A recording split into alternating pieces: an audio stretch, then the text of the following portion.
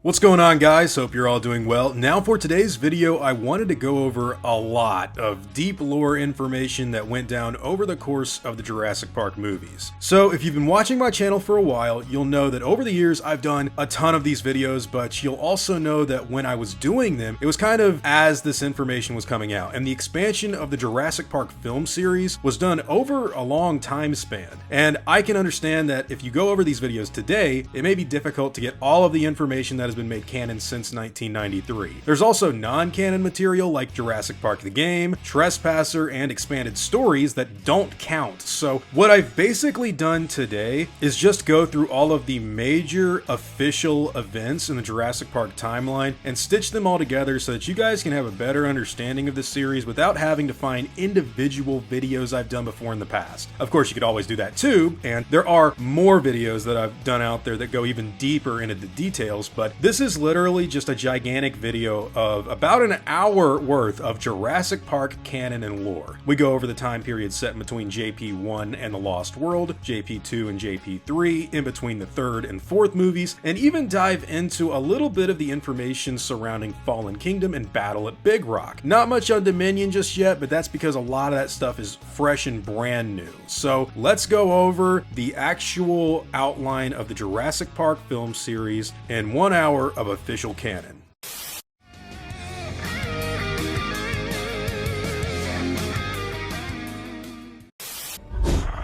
Joffrey, raise the gate.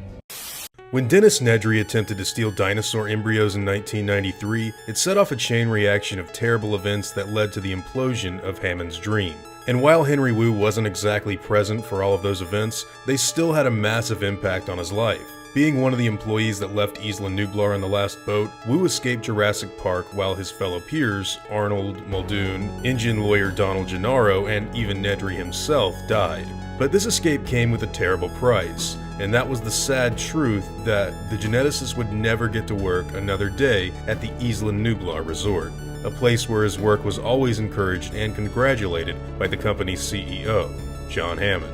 After the infamous engine incident, Wu would return to the island in late 1994, where he would assist in the Nublar cleanup that was being carried out by the company. His work included cataloging specimen numbers and figuring out how the dinosaurs were breeding. It was here where he learned that Dr. Malcolm's warnings were right, and that his splicing of the dinosaur's DNA with that of the common reed frogs resulted in a chemical trigger that disintegrated the female organs in order to create male reproductive systems. This event fascinated Henry Wu and inspired him to write a book on his findings. He called it The Next Step, an evolution of God's concepts. In those pages, he included a theory that claimed that if he was given the right tools and research, he could bring brand new species to life through genetic science. Much like selective breeding within domestic animals, he writes, but with this, we would be combining several species into one new animal. Today's technological limitation means we are decades away from achieving this, maybe even 50 years away.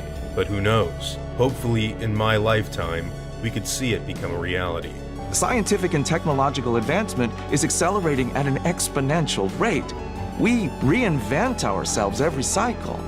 That's what being tomorrow today is. By May of 1997, Dr. Wu and his research team had successfully combined several species of plant life for a brand new flower.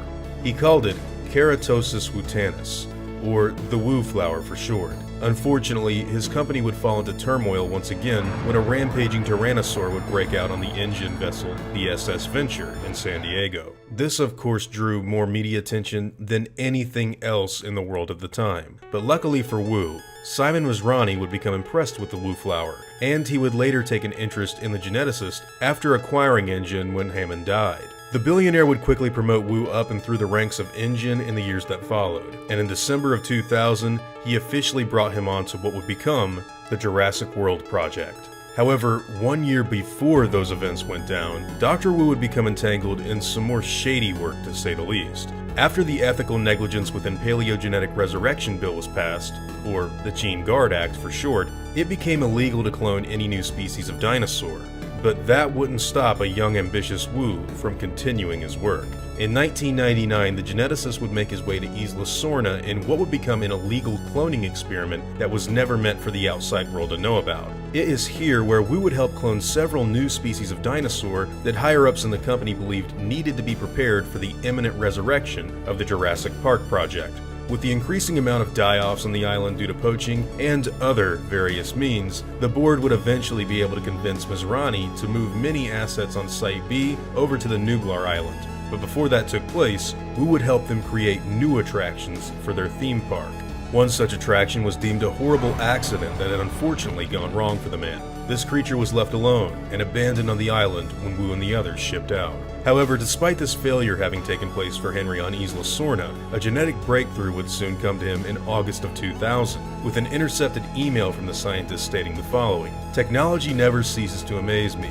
Just a decade ago, no one had believed we'd hold the technology we use today. Moore's Law is thriving. Our researchers in San Diego, Bridges and Curtis, have given me the news that our prototype iron analyzer read into our recently uncovered fossilized mosasaur skeleton and has shown signs of traceable DNA fragments. Whilst it is still much too early to tell, I believe this may be our only means to recreating aquatic life in the absence of Calicadae." Programmable life is not the way of the future. It's what we do here every day. Years. Compare the ancient abacus to today's supercomputers. That's how far InGen has progressed in the field of genetics. Things continued to improve for Henry Wu in the following decade, and in 2014 the man became assigned to what would ultimately be named the Martel facility. This was a Siberian outpost that was designed to mine dead animals from the Cenozoic era in order to complete Wu's wider genomic library. The expedition and research at the station proved fruitful for the geneticist, who would ultimately discover several highly preserved carcasses during this time. It was also around this time that Wu's dream of combining the DNA of different animal species in order to create a new life form would come true. In the early 2010s, Wu's creation of the Indominus Rex was an event that would spark renewed interest in the Jurassic World brand, and it was the result of years of dedicated research, time, and commitment being given to his talent and passion. We're approaching 100% genome accuracy in dozens of species. And this is just step one in what we do. His proud work would continue well into 2015, where Wu would write an entry in a scientific journal stating his mission to provide assistance to the research in human diseases. It is probably no surprise to some that we intend on using InGen's accumulated knowledge for healthcare. With today's technology, we've now been able to read non-coded DNA and trace the sequences back to various ancient diseases, kind of like walking backwards through the snow, a biological footprint as it were. This unprecedented work gives us a glimpse into the history of various epidemics known on Earth. Unfortunately for Wu, Masrani's displeasure with the fatalities that resulted in the Indominus Rex project would remove Dr. Wu from further research. And this time, John Hammond wouldn't be here to stop anyone from holding Wu accountable for the damage that he'd done. After losing much of his progress in 1993, Wu would again be forced out of his own place of work and find himself in deep trouble. What followed were the ending events of Jurassic World and all of Jurassic World Fallen Kingdom, where the man can be seen still trying to create new life forms in the face of all of the hurt that he's caused. In my opinion, Dr. Wu's history is one of the most fascinating aspects of the entire Jurassic series. Much of what his character has evolved into has come from Michael Crichton's initial Jurassic Park novel, which gives a far different interpretation of the man compared to the one that we see casually smiling in the 1993 movie. When John Hammond flew out of Isla Nublar with the surviving members of his endorsement team, the entire face of the company changed. No longer was there an elaborate plan to manufacture the animals and house them in a tropical Costa Rican zoo. Now, the company became dedicated to covering up its losses while it hid itself away to lick its wounds. Jurassic Park was a disaster, an expensive failure that couldn't even pass its first real inspection. InGen was in big trouble. They'd invested millions of dollars into bringing these animals back to life, and now all of their hard work had seemingly amounted to nothing more than 2 islands with a large amount of secret dinosaurs that they couldn't even profit off of. They couldn't even talk about the animals without making some sort of big fuss, thanks to the deaths that took place in 1993. Over the course of the next year, the company would shuffle about and try to reorganize itself into something that resembled moving forward and planning ahead for the future. This eventually led to the secretive cleanup of 1994, an operation that consisted of InGen personnel going back to Nublar to see what was left of their assets and find out how Jurassic Park had failed so miserably. This sweep of the island took place on October 5th of 94. And revealed a good deal of new information to the genetics company. The first important find was that the lysine contingency had failed to kill off the remaining dinosaurs. This would require further investigation. Another discerning discovery happened to be the genetic anomaly in their velociraptors. They'd known that 3 specimens were alive during the events of John Hammond's retreat, but couldn't find any sightings of active animals. What concerned the company the most was the retrieval of young raptor carcasses that were found during this time. It would appear that some of Wu's animals had successfully changed sex from female to male and had begun breeding. Still, the overall population of InGen's assets had fallen considerably in the single year that they'd been left to fend for themselves. Of the 15 Parasaurolophus that they had cloned, only 9 were shown to factually have survived into 94. A similar situation happened to the galleys, who were previously flocking in a herd of 24 individuals before this operation. Only 9 of them remained as well. The culprit for this loss in animal value appears to be none other than InGen's star attraction, the Tyrannosaurus rex. The company gathered information that suggested it more than likely has been killing many of the herbivores on the island, and even attempting to hunt the brachiosaurs when it gets the chance. Speaking of which, one of the brachies was found dead from what the company believed to be natural causes. The animal became malnourished and died close to where the dinosaurs used to herd.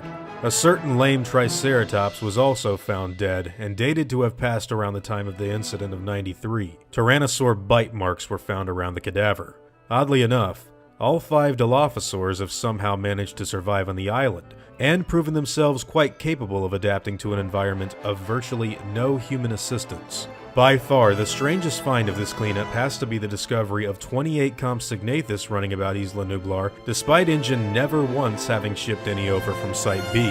The report suggests that they managed to reach the island by hiding on cargo vessels from Isla Sorna. It appears a containment breach happened far before the visitors were called in to sign off on the park. The remains of Dennis Nedry were also found by the company during this operation. An examination into his involvement with corporate espionage began after park veterinarian Jerry Harding disclosed information in a personal report that suggested some of the embryos were stolen in an effort to sell them off to a competing company. The final bit of information the cleanup team uncovered was the unfortunate loss of their stored embryos. Apparently, the insulated pipes that transferred liquid nitrogen to the units was severely damaged during the initial espionage. The subsequent rise in temperature resulted in a total loss of all viable embryos, as well as extensive water damage to the lower foundations of the visitor center. InGen believes that mild tectonic activity from Mount Sibo could be the cause of this loss in company assets. After the cleanup took place, Dr. Malcolm would make a famous televised appearance in 1995, where he famously disclosed sensitive information about the incident that happened at Jurassic Park. This was a clear breach in Malcolm's non-disclosure agreement and resulted in company man Peter Ludlow repeatedly addressing the situation on InGen's behalf as being nothing more than wild campfire stories that misrepresented the truth about the genetics company. Due to the 1994 cleanup being a successful acquisition of valuable information, Operation Clean Sweep, which was originally designed to destroy what's left of their assets, was abandoned. And Hammond would request to avoid all further press release statements that had anything to do with Nublar or Site B. InGen would choose to abandon the islands and focus their efforts on other ventures. Of course, not everyone in the company was satisfied with this abrupt change, which eventually led to Ludlow's rise as the new CEO of the Fortune 500 company. And what happened during his tenure was documented accurately in the second chapter of this franchise entitled The Lost World. This corporation has been bleeding from the throat for 4 years. The DPG released an article that outlined most of the events that took place after the Isla Nublar incident of 1993. At the very end of that article, we actually got confirmation on something being canon that hasn't been spoken of in over 20 years. This would be Operation Clean Sweep, the events of which were thankfully called off and never came to pass. If you're unaware of just what this operation is, don't worry, it's been kept super hushed. Not many people seem to have any knowledge on its existence, and those that do probably forgot what it was a long time ago. You see, during the build-up for the Lost World Jurassic Park, a special website used to promote the film actually went online. This website included security access codes and dinosaur profiles, as well as an assortment of InGen personnel from the mid to late 90s. Think of a primitive Mizrahi global set directly after JP1. Deep within these files, you can actually access information surrounding several operations that InGen was undergoing around this time, many of which showcase the paranoia and corporate civil war that was going on in the company. The most interesting operation that happened to be in practice back then was undoubtedly Clean Sweep. This top-secret initiative is described as the implementation to terminate unpopular animals with inexplicable causes. The subject they tested on was none other than the Brachiosaurus. The memo states the following. Some folks claim that crisis is one and the same as opportunity. Well, a lot of people will talk that Sun Tzu load of horse manure until their ears are spouting fertilizer. But I'll tell you one thing, most people don't like problems and will avoid them at all costs. And when they find themselves actually confronted with one, they'll sweep it under the rug and pretend it doesn't exist. John Hammond, our illustrious president, is no different from most in this respect. It's become especially evident in the way he's handled InGen's two most unpopular dinosaurs, the Brachiosaurus and our Velociraptors. We all know the reasons why these two creatures aren't working out at Jurassic Park, and to his credit, Hammond initially tried to deal with the matter at hand. He seemed pretty confident that he could pawn them off to some unsuspecting zoo as curiosities. When that didn't work, he got creative. Maybe he could sell the raptors as guard dogs to some Marxist dictatorship. No dice. Deeper desperation. Could he sell the Brachiosaurus meat to some starving third world country? A better idea, but when the logistics of moving an 80-ton dinosaur got discussed, well, let's just say it'd be cheaper to try and feed all of Cambodia with Big Macs. The real answer to this little conundrum finally dawned on Mr. Hammond, and what do you know? He didn't have the stomach for it. So much for Sun Tzu. So, it's up to security to rid the park of these creatures. Only keep it simple, and more importantly, keep it quiet. The end result, of course, is Operation Clean Sweep.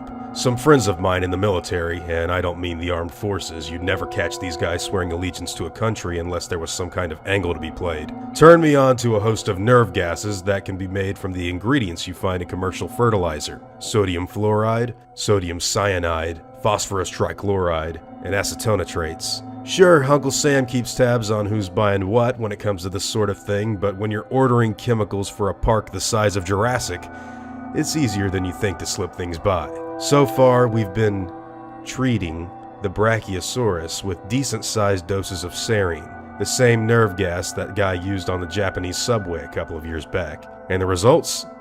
Well, nobody can seem to figure out the mysterious plague that's killing these things off. And for the most part, no one really cares. The Raptors will probably be a tougher foe, but hell, what's life without challenges?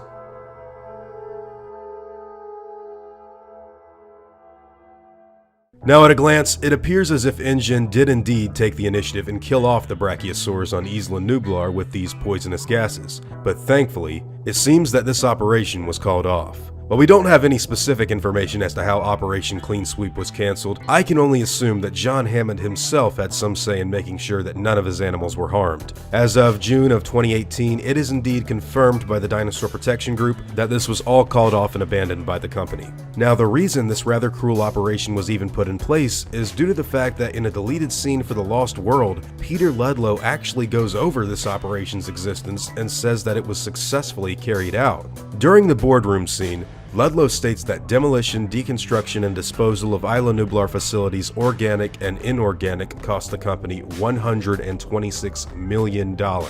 This would include the gassing of the Brachiosaurs, the eventual culling of the breeding raptors, and more than likely the annihilation of Rexy herself. With this new lore update, Operation Clean Sweep has been integrated into the official canon in an interesting way. We still get to go back and examine what InGen was planning after the unsuccessful launch of Jurassic Park, but instead of having all of the animals die a very unceremonious death, we actually get to have further sequels expanding upon them with the Jurassic World movies. Now, personally, I think Operation Clean Sweep is one of the coolest parts of the deeper JP lore. It's so wild and so unknown that the very thought of it being a secret operation kind of adds to its mystique. Anyways, what do you guys think about Clean Sweep? Do you find it crazy that InGen would actually try to kill off their assets in order to silence the public? Or are you someone who thinks that this sounds like something the company would do in a heartbeat? Let me know your feelings in the comments down below. What species is this?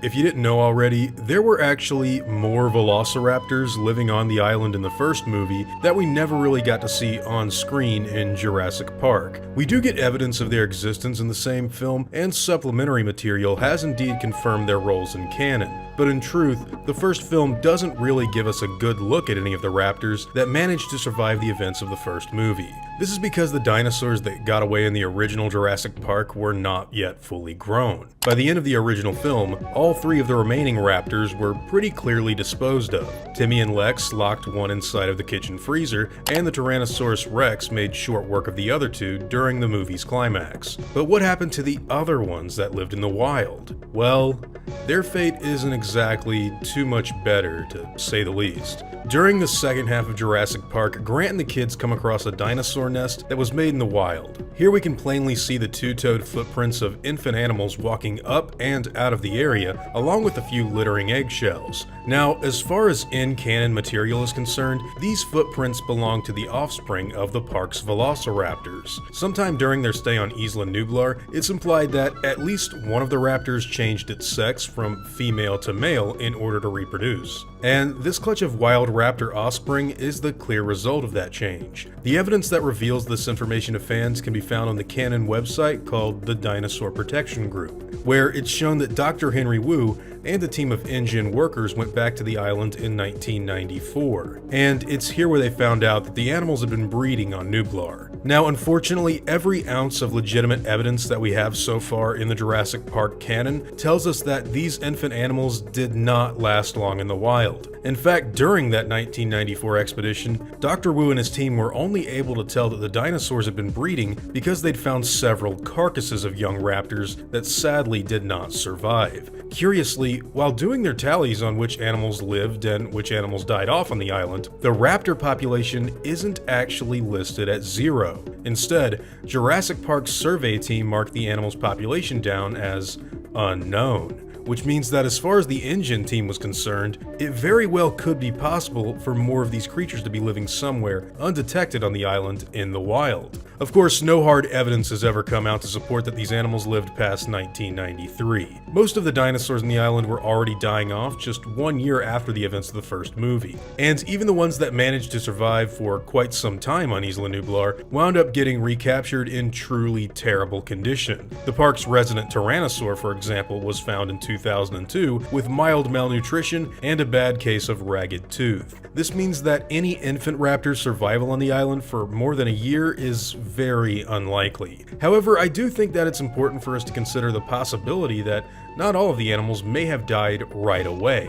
In early promotional material for Jurassic World, we did factually get a poster with a wild velociraptor standing on top of the destroyed Ford Explorer that we got to see in the first movie. And even in that promotional material, it came complete with a small clutch of eggs hidden away in the wreckage. This concept would of course ultimately get used for Blue's Nest and Fallen Kingdom though, so I think it's safe to say that any speculation on this particular piece of art needs to be taken with a grain of salt. As far as other raptors go that weren't necessarily born in the wild, like say the baby dinosaur that Grant and the others saw hatch with Dr. Wu, I have a very hard time believing that any of them survived either. Infant animals like that probably couldn't last too long without human guidance and care on the island. And let's not forget that the power went out earlier in the film. Needless to say, that could probably be pretty detrimental to a baby at that early stage of life. And once everyone evacuated the place, well, I don't think it would really take too long for those small animals to die.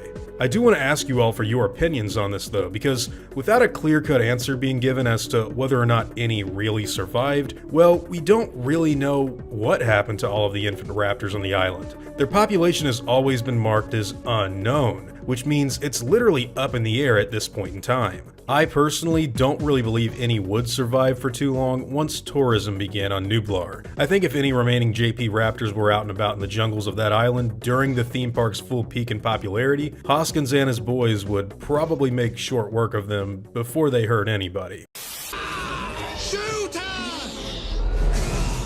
So, Isla Sorna, also known as Site B, was the location where John Hammond chose to create most of his dinosaurs before later importing them over to Isla Nublar for Jurassic Park.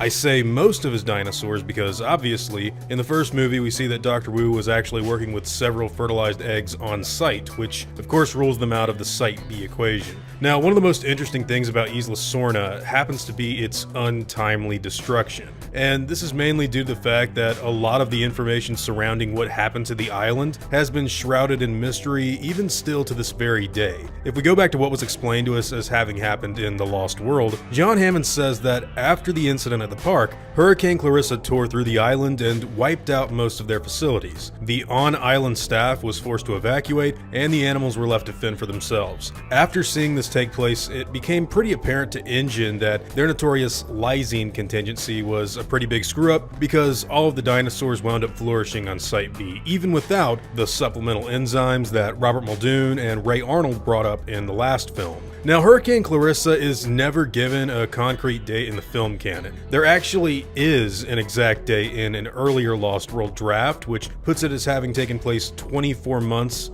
before the events of The Lost World, which would mean around 1995, but that's never said explicitly on screen in the actual movie. And it also can come into conflict with Jurassic Park 3, which we will of course go into in just a little while down the line. That being said, this hurricane was bad enough to make the whole worker village and other parts of the island look like they'd been abandoned for decades, when in reality, the working date was more or less something like 2 years. And with all the people off-site and all the dinosaurs running wild, the island would of course turn into a chaotic part of planet Earth filled with lots of exotic species, and I guess what they were going for is just let's make this whole island look ruined, destroyed, and decrepit, which, hey, they succeeded in doing. But possibly the most baffling part of Jurassic Park lore that still hasn't really been explored in full detail has to be the exact happenings of this hurricane's landfall. In my opinion, this is probably among the most serious of JP events due to the fact that it would eventually lead to the events of the second movie, which of course led to stuff like Jurassic World and the subsequent events of Fallen Kingdom.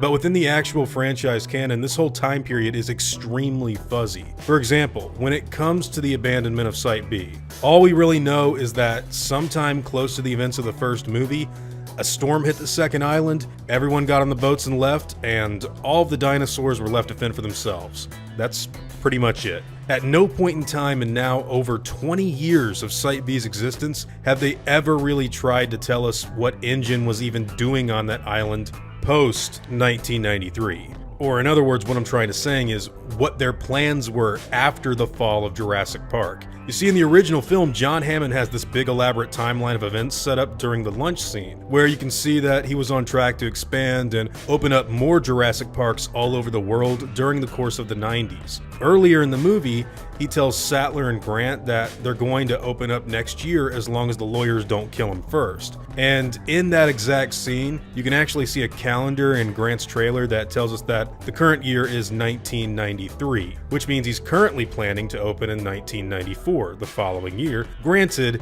if he was to ever get back on schedule. But with Jurassic Park failing in 93 and The Lost World's early script stating Hurricane Clarissa is taking place in 95, that means InGen would have been on the island for a full 2 years after Hammond decided not to endorse his park.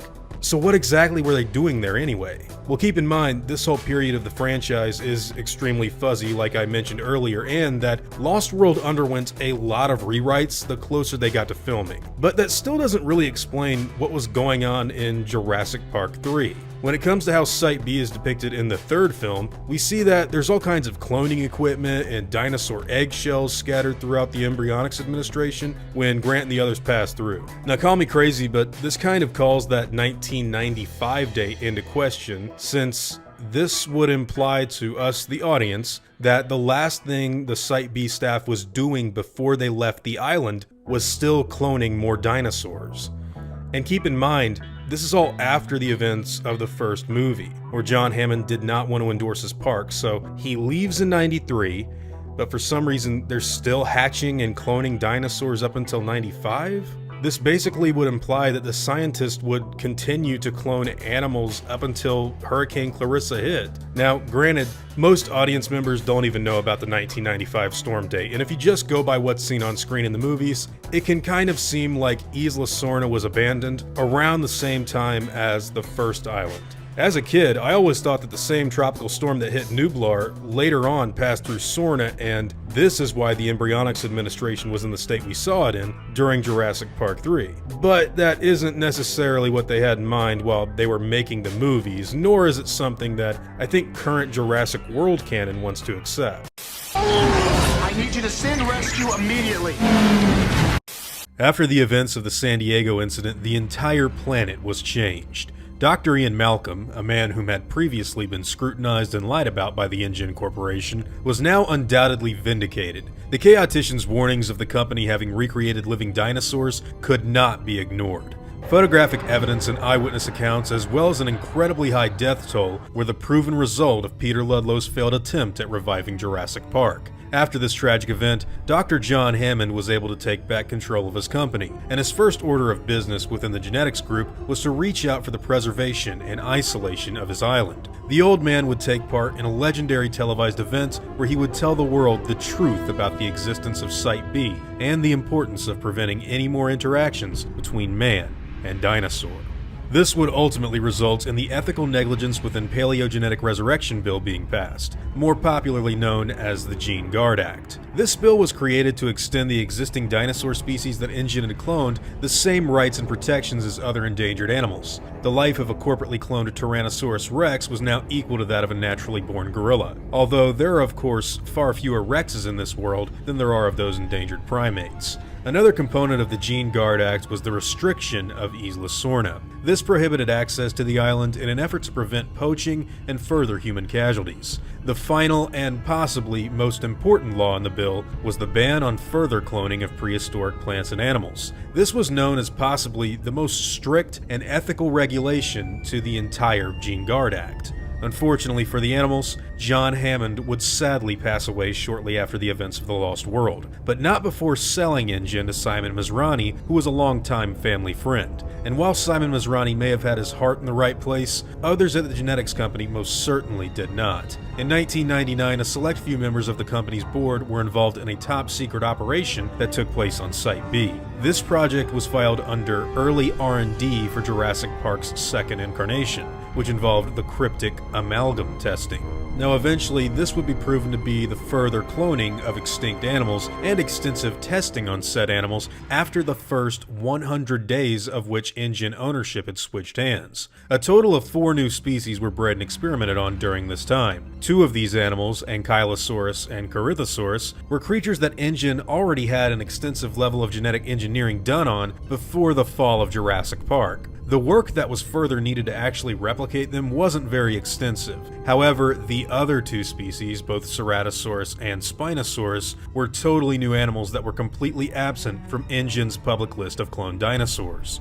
This was a clear breach of the Gene Guard Act, however very little would be known about InGen's illegal genetic work for many years. Incubation was achieved covertly and every member involved conveniently had their names removed from the available records. Essentially, new species were created by the company for a new iteration of Jurassic Park, and everyone involved got away with it unpunished. Apart from the genetics company's further nefarious work, public perception and interest in the cloned dinosaurs would inevitably increase. Because of this, Dr. Ian Malcolm and Dr. Alan Grant would both write books about their experiences with these prehistoric creatures, creating even more intrigue into what was happening on Isla Sorna. Eventually, the public's curiosity would get the best of them, and some renegade entrepreneurs would take advantage of this exciting new venture. One specific man by the name of Enrique Cardozo would captain an illegal parasailing operation titled Dinosaur, and the events that would follow this man's fateful trip to Site B were accurately depicted in Jurassic Park 3.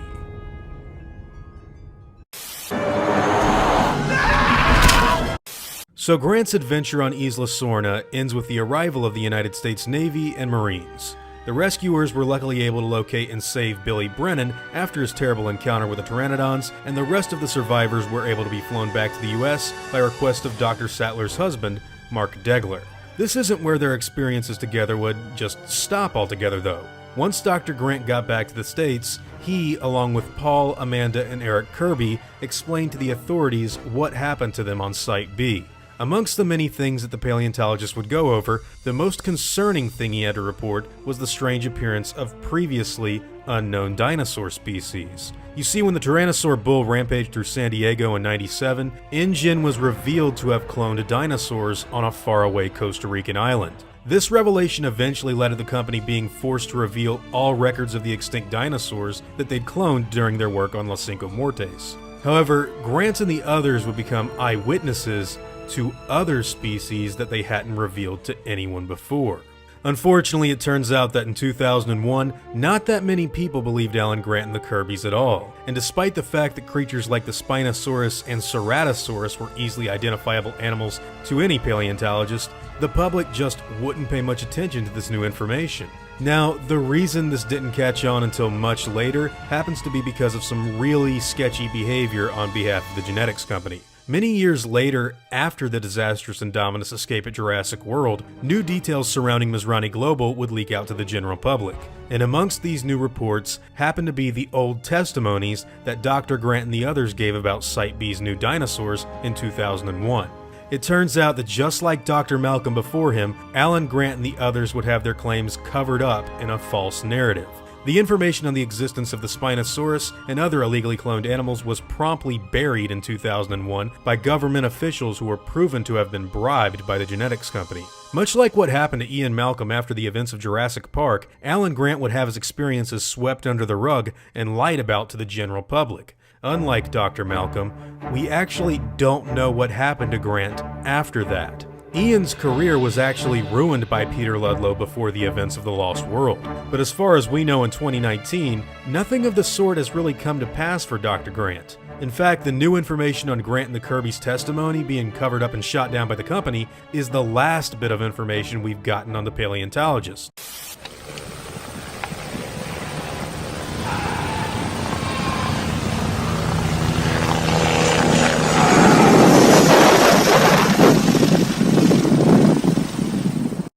Now, construction for the second iteration of Hammond's theme park would begin on Nublar several years after the first Jurassic Park incident took place.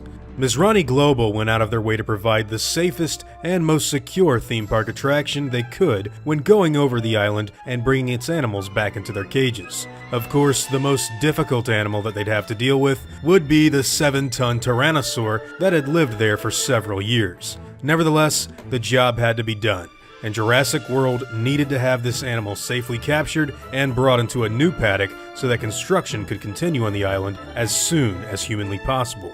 Enter Vic Hoskins, known predominantly for his role as the main antagonist of the fourth film. Now, this man's relationship with Simon Masrani, who in fact owned Jurassic World, goes back further in the canon than what I think most people seem to know. After the escape of the Site B pteranodons from Jurassic Park 3, all individual pterosaurs were quickly located in Canada, where they'd all traveled to begin a new nesting ground. Fortunately for the country's locals, Hoskins and his elite team of specialized men had a major part in the pteranodon cleanup that took place in 2001.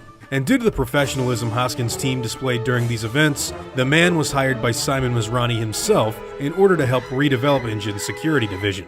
At the time of Jurassic World's construction, their main objective was to provide safety to all of the construction workers who were busy building the Jurassic World facilities on the island. This meant that one of their first missions involved capturing a certain large carnivore that needed to be taken care of soon. Now, the Tyrannosaurus Rex from Jurassic Park had enjoyed a life of relatively little fear on the island since John Hammond and company left 9 years earlier. However, it did not actually have the most peaceful or ideal life since its handlers had gone. In the time since Jurassic Park had fallen, the Rex from the first park had been overcome with a pretty severe illness that it was unable to shake. This ailment is known as ragged tooth, and it was the result of one of the creature's large teeth being broken off inside of its skull. Infection quickly spread throughout the carnivore's gum line, which led to the breakdown of much of the soft tissue surrounding its jaws.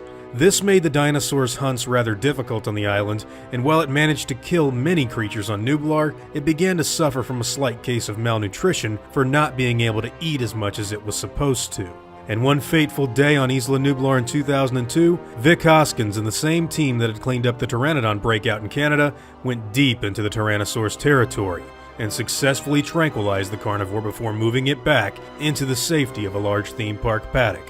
Evidence for Rexy's recapture can be found in a log made by Vic Hoskins himself, where he states that he's impressed with the professionalism his team displayed on the island. Staring down a 7-ton predator is no easy task, and he wanted his men to make sure that each and every one of them acknowledged that. Now, what I find so interesting about this particular capture is that the T-Rex was actually being attacked while it was at a pretty weakened state. It really makes you wonder, how would that event have played out if she was at the top of her game on the same day all those years ago? Regardless of that outcome, she was indeed tranquilized and put in a new enclosure for Jurassic World. So the events that I'm going to be discussing today come directly from the book The Evolution of Claire, a canon story set within the Jurassic Park universe that takes place in between JP3 and Jurassic World. In the book, Simon Masrani was on his way to opening up the new park soon, and a special internship had been put in place to help find people to work in Jurassic World. This internship was called the Bright Minds Program, and among its participants happened to be a 19-year-old Claire Deering and another person named Justin Hendricks, who she quickly falls for during her stay on Isla Nublar. Unfortunately, during that stay on the island, it quickly becomes apparent that some sort of secret event was covered up just before their arrival. Coupling this with some of the dinosaurs' unsafe behavior and the problematic illness of the brachiosaurs, and you've got a situation that Claire Deering wanted to get to the bottom of as soon as possible. Now, as the story progresses, a couple of separate Bright Minds members actually attempt to hack the park's systems in an effort to steal data for a rival company. They do this during the arrival of a new dinosaur that was in the process of being imported from InGen's other island, Site B. Now, Justin and Claire, who had grown extremely close to one another during their time on Nublar, eventually find out about this act of espionage, and they make their way to the quarantine paddock in order to warn Simon Masrani of what was going on. Unfortunately, during the hack, the power that was being used for the security paddock gets cut, and the newly arrived female velociraptor from Isla Sorna would get released into the jungle. This raptor would soon prove to be a major threat for Justin and Claire's survival. However, both of them knew that if they could just make it to the edge of the paddock, they'd have access to the park workers' weapons cache, which could help give them a fighting chance. While they ran for the edge of the paddock, though, the raptor would soon cut them off and block their means of escape. Justin uses this opportunity to get the animal's attention by flailing his arms about and yelling loudly while he runs into the jungle. The raptor, of course, takes the bait, and Claire is left to find the weapons cache and help get them both out of there. Eventually, she finds the box, arms herself with a stunner and one of the tranquilizers before making her way back into the jungle. Immediately, when she starts going back the way she came, Claire would find blood trailing the jungle floor, and after running into the raptor later on, she manages to incapacitate the dinosaur with the can of bear mace that she'd been given earlier. Using this time to her advantage, Claire stuns the dinosaur, knocking it out and letting her get on with finding Justin. Unfortunately, when she finds Justin, she sees that he'd only managed to drag himself over to a tree and propped himself up against its trunk.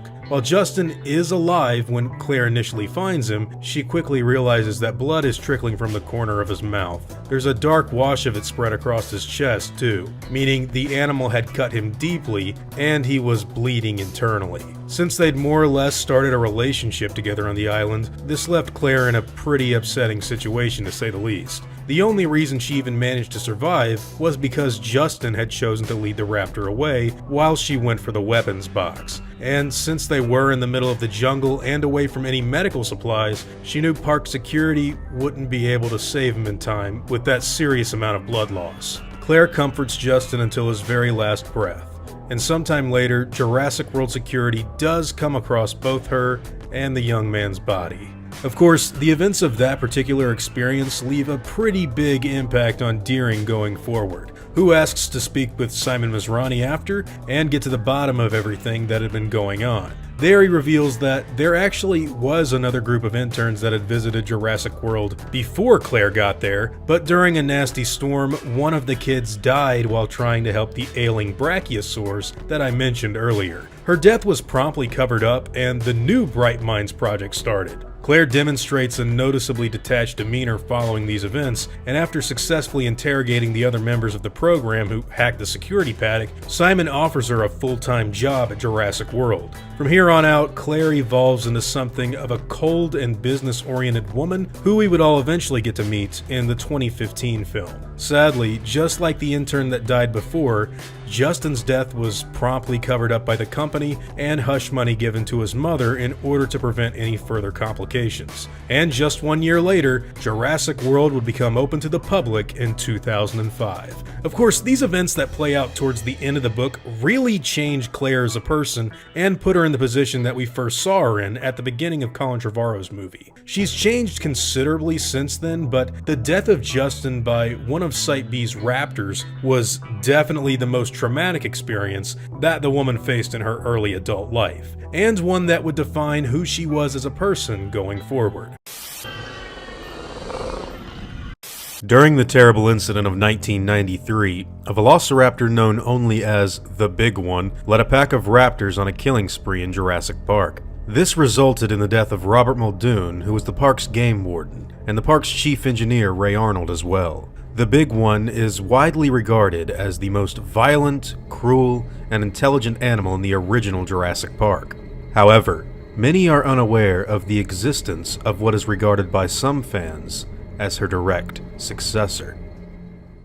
During Owen Grady's research with the Integrated Behavioral Raptor Intelligence Study, a velociraptor was bred early on in the project's developmental phase. This animal is known only as Subject V2, a more primitive-looking pack member who shared the dull brown skin patterns of the original raptors that Muldoon had worked with in Jurassic Park. To say that this creature was different to her siblings in the park would be an incredible understatement. Subject V2 exhibited extremely unpredictable behavior and was far more aggressive than any of her respective peers. Her violent outbursts eventually led to 2 small scars adorning her snout. However, it is unknown as to where exactly she got them. It's widely believed that this particular individual was more than likely based on the original genome that Henry Wu had created for the velociraptors that we got to see in the first movie, which would explain quite a lot about that animal's temperament and behavior. Now, Jurassic World showed us that no matter how hard you try, it is rather difficult, if not impossible,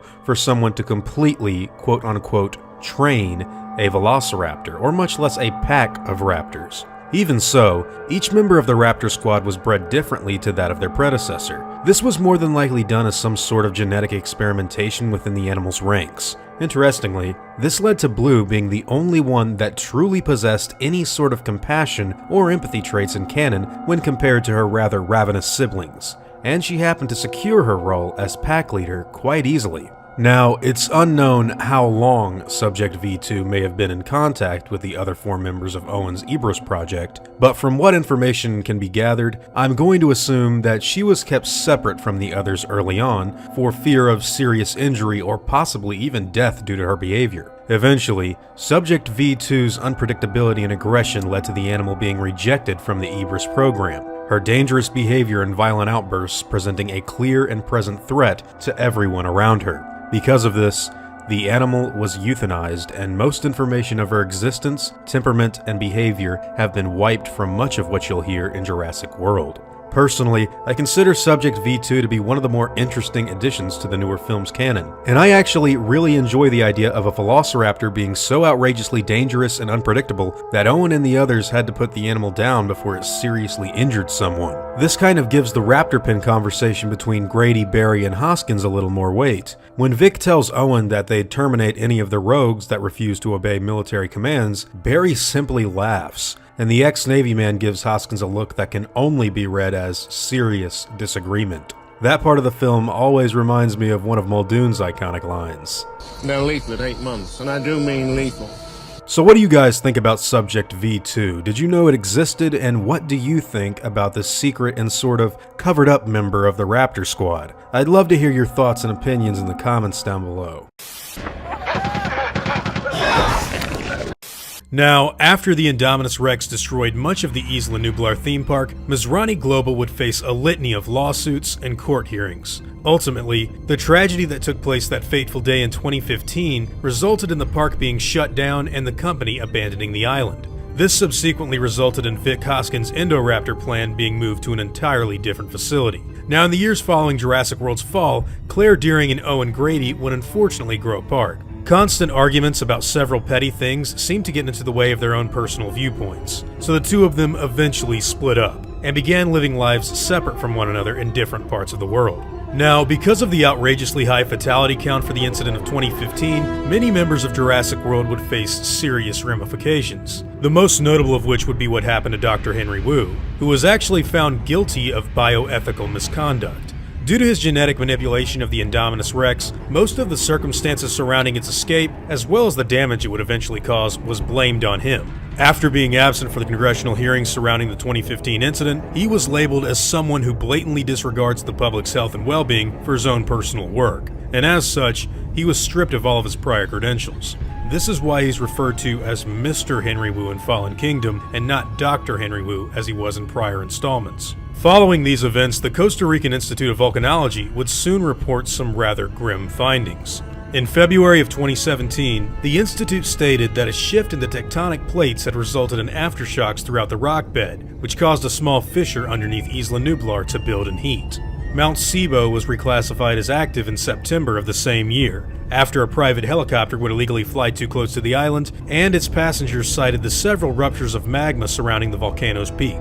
This was the first time in 500 years that Nublar's volcano would become active again. Not since it was first discovered by Nicolas de Huelva in 1525 had black smoke emitted from the island, but now, Nublar seemed to be living up to its namesake. Masrani Global, the company that bought out InGen and the current owners of Isla Nublar, have firmly decided to do nothing about the volcanic situation, which has unfortunately proven to be quite bad for the dinosaurs. In the years since humans left Cloud Island, both the Metriacanthosaurus and Edmontosaurus have fallen back into extinction, and several other species have been stricken with a great variety of life-threatening diseases. Because of this, Claire Dearing has decided to start what is known as the Dinosaur Protection Group, the non-profit organization that looks to help save the dinosaurs of Isla Nublar by reaching out to American congressmen. Despite their efforts, geologists were predicting that an extinction-level event would kill off the last living dinosaurs on the planet. Further away from the prying eyes of the public, Henry Wu would find solace and new work in a man by the name of Eli Mills. Of course, this would result in Hoskins' dream of creating an animal a fraction of the size of the Indominus Rex a reality.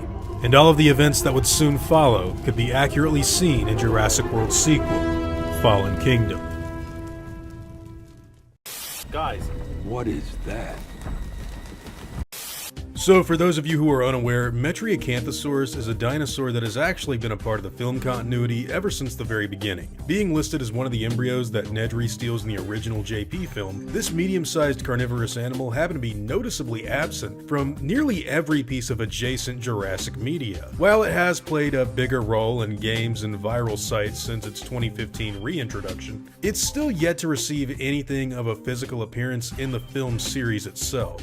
Now, despite this, many of you may be surprised to hear that at one point in time, the filmmakers did entertain the idea of having it featured in Fallen Kingdom. If we go back to look at some of the concept art that was made for the film, we can see this mock-up image of Owen Grady holding his hands out to three pretty massive theropods, a Carnotaurus, an Allosaurus, and a Metriacanthosaurus. Now obviously this wasn't made to be a scene that would be featured in the actual movie, due to the fact that this is really just a riff on the popular stand down scene that Owen used on his raptors in the first Jurassic World. But the Metriacanthosaurus inclusion in this early mock-up was indeed made for researching dinosaur designs for the final film. And while talking with both Tim Glover and Jack Ewens a few months back, I found out some more info on the Metria's involvement in that fifth movie. Once things became more locked in behind the scenes as far as which dinosaurs would appear where and how they would be created for the big screen, Colin Trevorrow got to discuss the DPG campaign with the creators of that viral site, and their conversation eventually wound up talking about which dinosaurs would and wouldn't be shown off in the film. Now, two of the dinosaurs that were left on the cutting room floor happen to be the Edmontosaurus Tyrannosaurus and the Metriacanthosaurus. And since neither of them wound up making the cut, the creators felt like the species would still serve a good use of urgency if they were to be written off as falling back into extinction during the time in between Jurassic World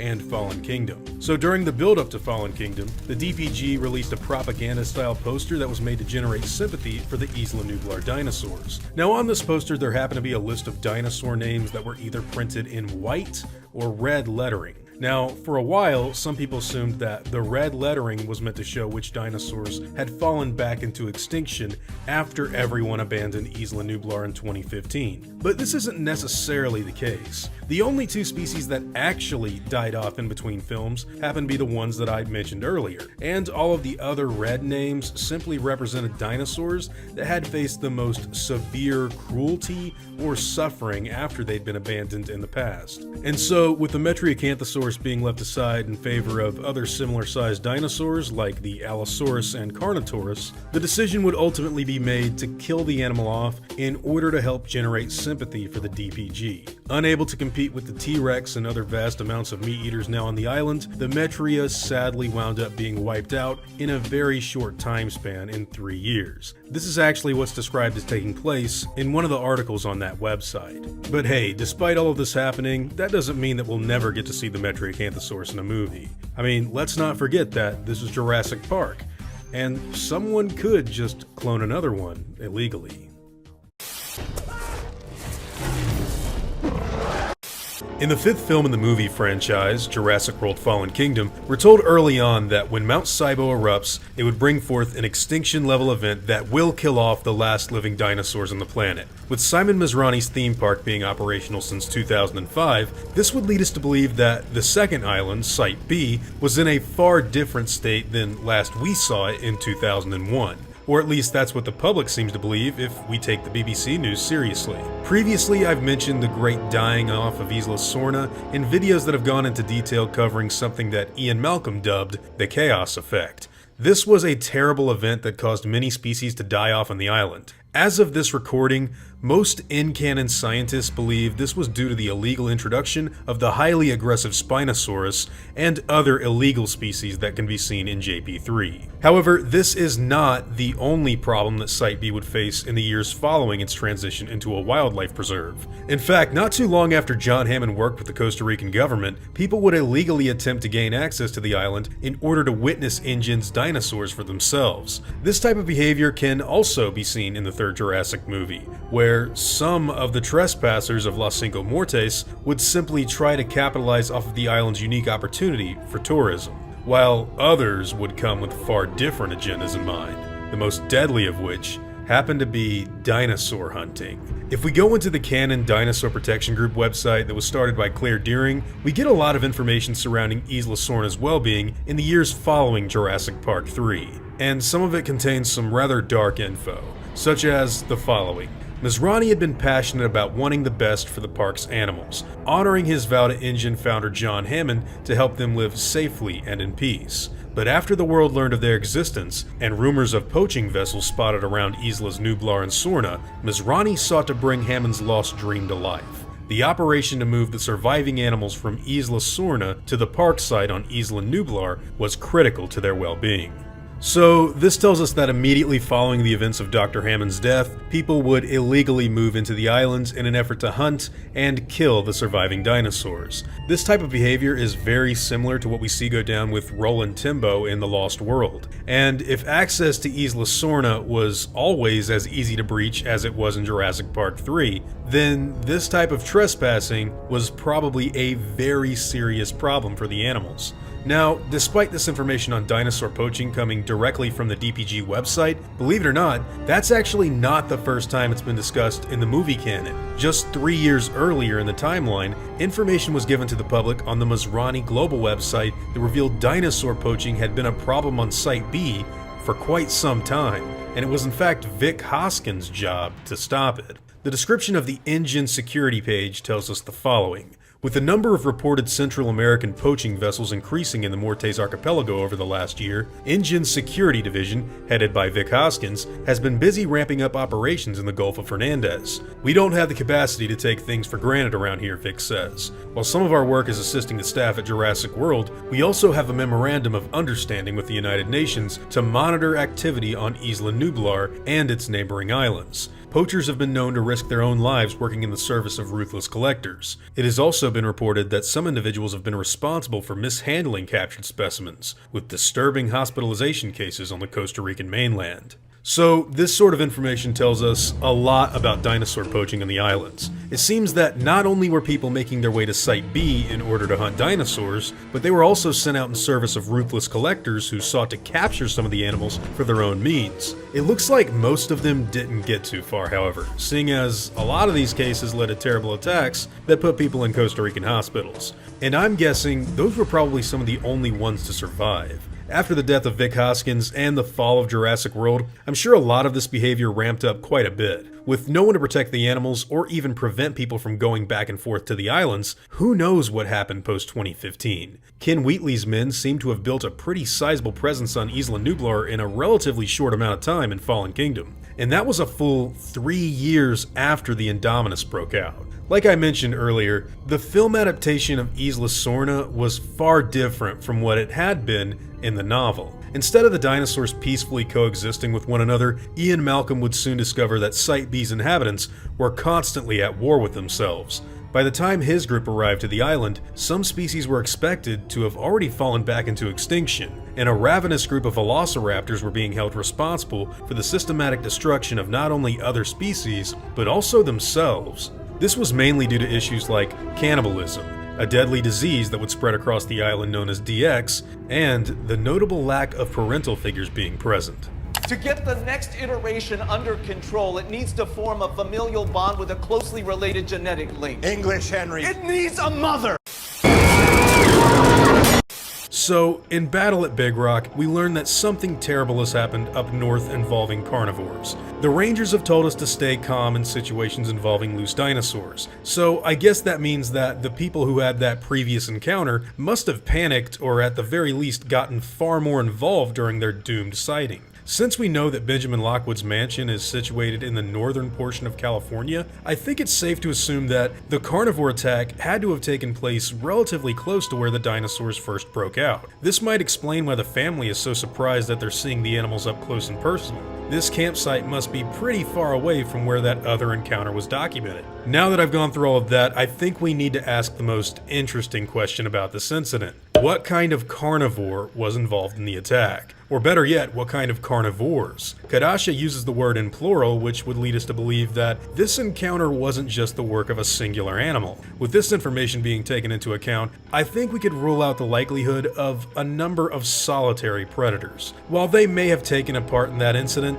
I think mixing dinosaur types together for one specific attack would be a little unlikely, at least as far as carnivores are concerned, unless they were fighting, I guess. The only known pack hunters or otherwise socially inclined meat eaters that we know for a fact escaped that estate would be the Compies and the Pteranodon, the latter of which were last seen migrating to Las Vegas after Fallen Kingdom's credits. I highly doubt Blue was involved in this incident since she has no other packmates to back her up, and the T.Rex seems a little overkill to me personally. Honestly, we don't really know what dinosaur could have been involved in the attack, and with the recent reveal that the Nasutoceratops escaped from Isla Nublar, as well as all of the other creatures that we saw run out of the burning mansion, the perpetrator could literally be anything. Except for the Mosasaurus, I guess, maybe. In truth, we only know of a few specific species that could be responsible here. Carnotaurus, Baryonyx, Allosaurus, Compsognathus, Velociraptor, T.Rex, and maybe Pteranodon.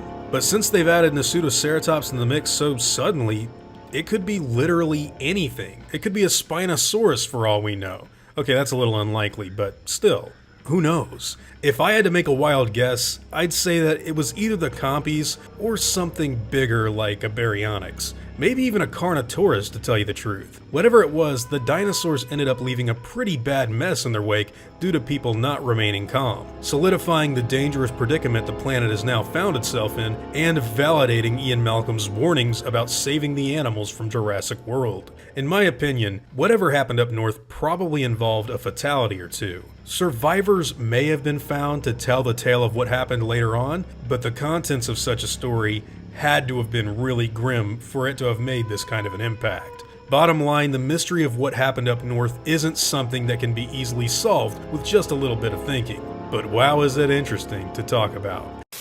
Now before I go, I'd like to thank all of my game wardens and InGen executives, as well as all of my park workers and InGen hunters as well. You've all helped my channel immensely, and I'm incredibly grateful for all of that support. Now I'd like to thank you all for watching today's video and hope that you enjoyed the content. If you feel like I deserve it, I'd appreciate the like and hope that you all consider subscribing. I'll see you all in the next video, guys, and as always, take it easy.